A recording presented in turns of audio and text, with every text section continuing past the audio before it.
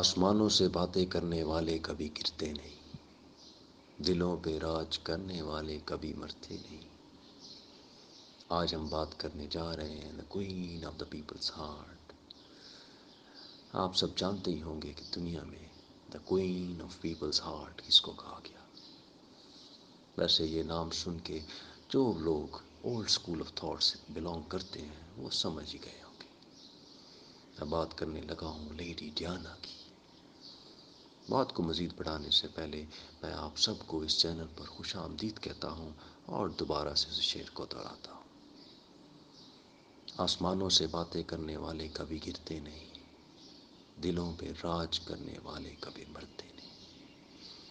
Lady Diana the queen of the Peoples heart. Lady Diana کا پورا نام Frances Diana Spencer تھا۔ Diana 1 جولائی 1961 میں سندرنگم میں برطانیہ میں پیدا ہوئی۔